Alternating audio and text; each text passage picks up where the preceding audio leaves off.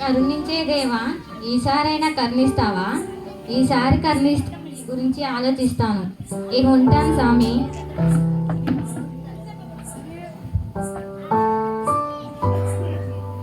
వసే సునీత, కీర్తి, నందిని ఎక్కడున్నారు అంతా?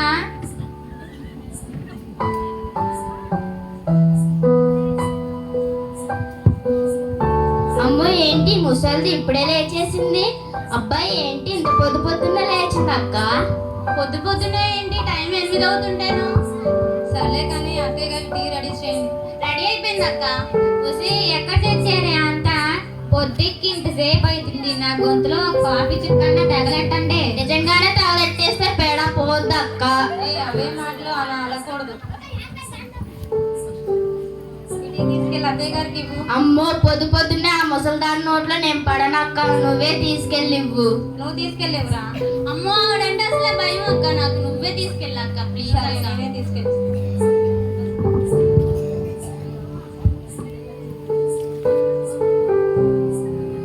అత్తయ్య గారు ఇదిగో టీ తీసుకోండి. ఇప్పుడు దాకా ఏం చేస్తున్నారు లోపల? టీ రెడీ చేస్తున్నాం అత్తయ్య గారు. టీ రెడీ చేస్తున్నారా? నన్ను మర్డర్ చేయడానికి ఏమైనా కసరత్తులు రెడీ చేస్తున్నారా? అదేంటి అత్తయ్య గారు అలా అంటున్నారు? అలా ఇంకెలా అనాలి? చదువుకున్నారు కదా అని కట్నం లేకుండా పెళ్లి చేసుకుంటే పొద్దుకి ఇంతసేపు అవుతుంది. టీ ఇవ్వడానికి ఇంతసేపా? అక్క చూడక్క, ఇంట్లో పనులు అయితే చేయదు కానీ మన మీద పెత్తనం చలాయిస్తుంది. అత్తయ్య గారు, ఈ రోజు మేము ముగ్గురం ఒకే ఆఫీస్ లో ఉద్యోగాల కోసం ఇంటర్వ్యూకి వెళ్తున్నాం అత్తయ్య గారు. అందుకనే టీ రెడీ చేశాక లేట్ అయింది అత్తయ్య గారు.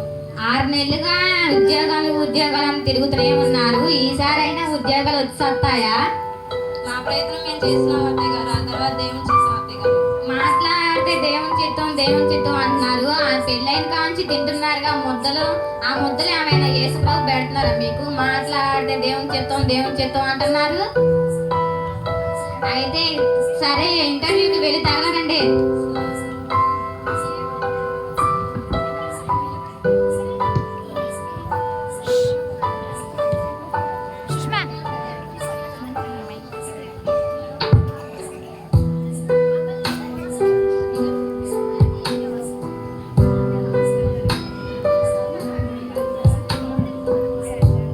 వెళ్ళొస్తాం అత్తయ్య గారు.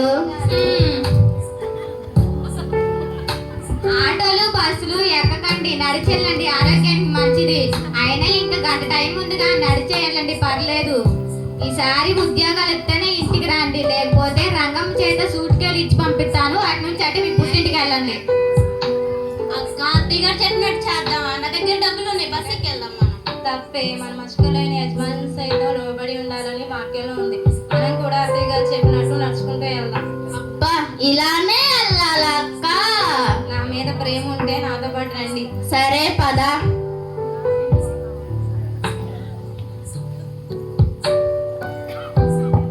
అమ్మమ్మ, స్వీటీవా?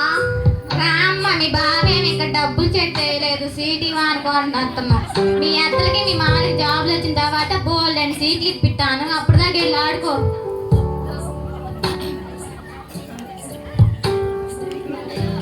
రంగమ్మ,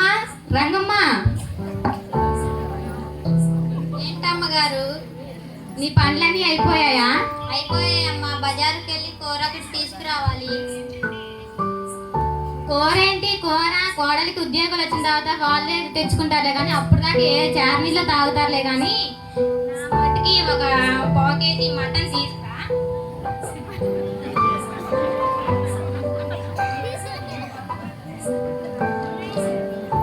సరేనమ్మా, తెస్తాను. ఏంటో ఈ అమ్మ పిల్లలకి సంపాదన లేదా అని ఒక్కరోజు కూడా సంతోషంగా తినేవదు. అంతా దేవుని ఇచ్చిందేగా.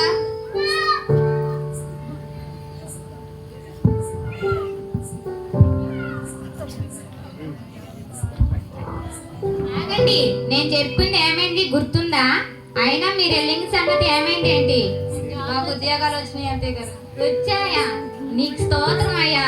జీతం 50,000 అత్తయ్య గారు. నా బంధం మీకు కాక ఇంకెవరికి వస్తాయి ఉద్యోగాలు? లోపలికి వెళ్ళి ఫ్రెష్ అయ్యి రండి. సరేనా అత్తయ్య గారు?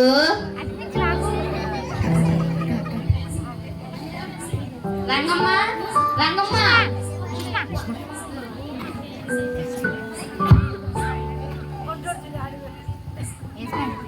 అమ్మగారు? బజార్కి వెళ్ళి 1 కేజీ ఆట మాసం, 2 లీటర్ల పాలు, మన చెంటిదానికి స్వీట్ బాక్స్ తీసుకొని రా వెళ్ళి. పాలెందుకమ్మా, మనకు పాడుంది కదా. వసే పిచ్చిదాన, పాడైతే సాయంత్రానికి పాలు ఇస్తా. ఇప్పుడు మా కోడలకి స్వీట్ చేసి ఇవ్వ నేను. అయినా ముందు కబుర్లు ఆపి నువ్వు వెళ్ళు. సరేనమ్మా, తెస్తాను. అటెక్కడికి? బజార్ ఇటు. పొట్ట తీసుకెళ్ళాలి కదమ్మా. సరే వెళ్ళు. ఏంటో ఈ అమ్మకి ఎచ్చి వచ్చినా పట్టుకోలేం, పిచ్చి వచ్చినా పట్టుకోలేం. అమ్మమ్మ స్వీట్ ఇవా? తల్లే, నీకు సీట్ లేదు కానీ ఇంట్లో అత్తలకి మాకు జాబ్లు వచ్చాయి కదా, నీకు బోలెని సీట్లు ఇస్తా. అప్పుడు దాకా వెళ్ళి ఈ డబ్బులతో కొనుక్కో.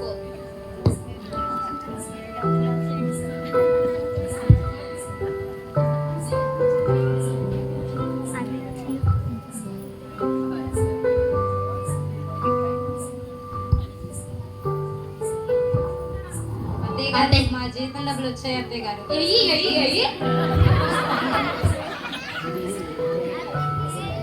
దశం భాగం ఇవ్వాలి అత్తయ్య గారు దేవునికి. దశం భాగం ఎంత ఇవ్వాలో నాకు తెలుసులే కానీ మీరు వెళ్ళి రెడీ అవ్వండి. సరేనత్తయ్య. చూడక్క, దశం భాగం ఇవ్వకుండా అత్తయ్య గారి డబ్బులన్నీ ఇచ్చేస్తే ఏం చేస్తుందో. అరే, మన బాధ్యత ప్రకారం మనం ఇచ్చిన తర్వాత అత్తయ్య గారు ఇష్టం కదంతా. సరే.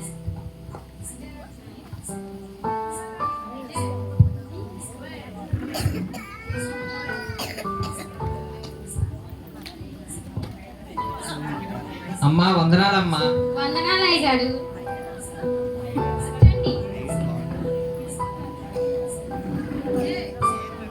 అందరూ బాగున్నారమ్మా? రంగమ్మ, రంగమ్మ, పాలు తీసుకురా, పాస్టర్ గారు వచ్చారు. ఏంటమ్మా ఈ మధ్య మీ ముగ్గురు కోడలు దేవుని సన్నిధికి క్రమంగా రావట్లేదు? మా ముగ్గురు కోడలికి జాబ్లు వచ్చాయి పాస్టర్ గారు, అందరికీ రాలేకపోతున్నారు.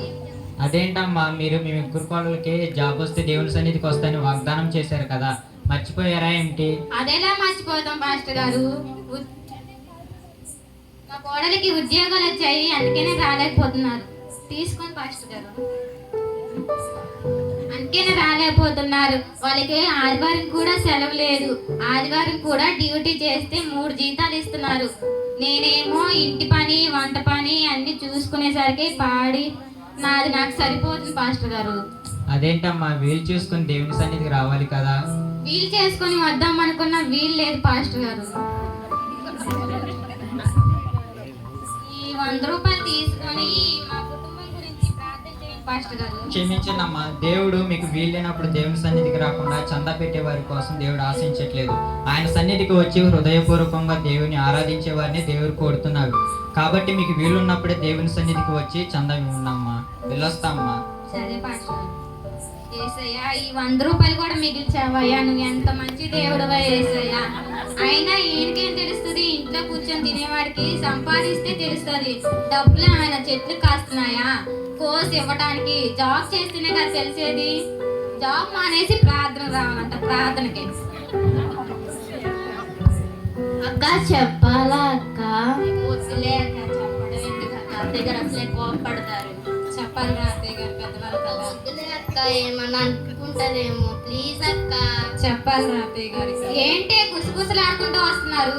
అత్తయ్య గారు, మాకు జాబులు పోయాయి అత్తయ్య. వామ్మో, జాబులు పోయాయా?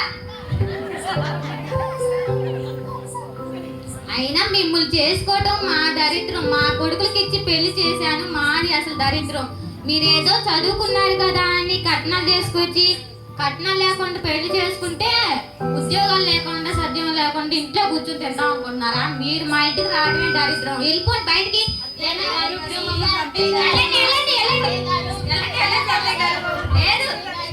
వెళ్ళిపోండి ఇక్కడ నుంచి. లేదు.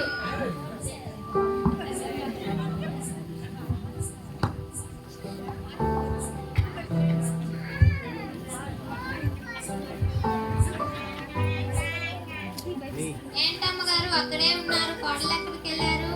మా జోలు నీకెందుకమ్మా? మా కోడల్ని అడిగితే నీ ఈసారి మా పనికి కూడా రావద్దు. నీ హద్దులో నువ్వు ఉండు రంగమ్మ. అమ్మా తల్లి, నీకు ఒక దండం. ఈ మాట కోసం ఎన్నాళ్ళ నుంచో ఎదురు చూస్తున్నాను. ఇంకా వెళ్తాను. వెళ్ళు చేసామంటే నాలాంటిది నీకు ఈ దేశం అంతా తిరిగినా దొరకదు. వెళ్ళిపో బయటికి. సరే సరే అమ్మా.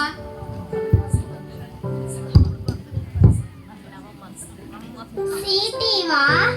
ఇక్కడ నీ సీట్ ఫ్యాక్టరీ పెట్టాను రామ్మ తింటున్నాని. సీట్ లేదు బోర్డు లేదు పోయ్.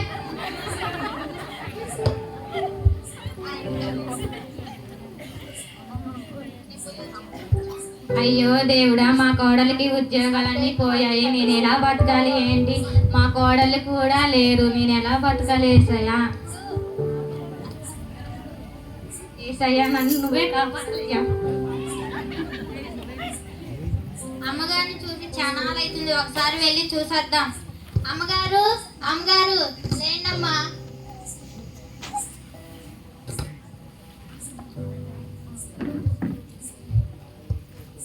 అమ్మా అమ్మా అమ్మగారు కింద పడ్డారమ్మా. అత్తయ్య గారు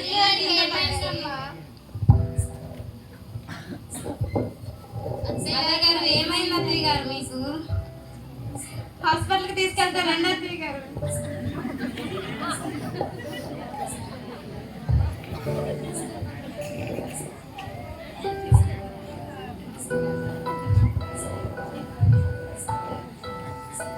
ఎలా ఉంది అత్తయ్య గారు ఇప్పుడు మీకు? బానే ఉందమ్మా. మీరు నన్ను అర్థం చేసుకొని మీ తల్లి అసలా కాకుండా తల్లిలా చూసుకున్నారు. హాస్పిటల్లో ఎంతో అనారోగ్యంతో పడి ఉన్న నన్ను ఆరోగ్యంగా బాగు చేశారు. మీ మేలు నేను మర్చిపోలేనమ్మా. అత్తయ్య మీరు మంచిగా ఉండడమే మాకు కావాలి అత్తయ్య, మాకు ఇంకేం వద్దు అత్తయ్య గారు. అలాగేనమ్మా. ప్రైజ్ లాడమ్మా. ప్రైజ్లాడండి. ఏంటమ్మా కింద పడ్డారంట కదా, ఎట్లుంది? బాగానే ఉంది పాస్టర్ గారు. ఆ దేవుని దయ వల్ల నేను బాగానే ఉన్నాను. నా కోడళ్ళు నేను రాక్షసత్వంతో వాళ్ళతో ప్రవర్తిస్తే నన్ను మనిషిగా మార్చారు. నా కోడళ్ళు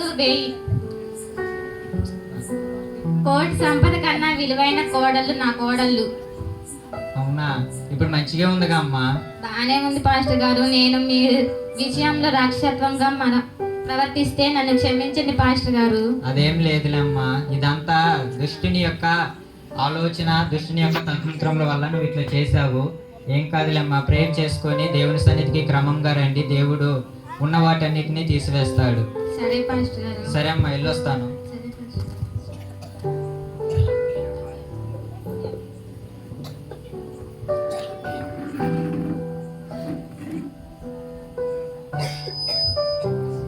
ఏసయ్యా, మా కోడలందరినీ నా దగ్గరికి చేర్చినందుకు మీకే వేలాది వందనాలు ఏసయ్యా.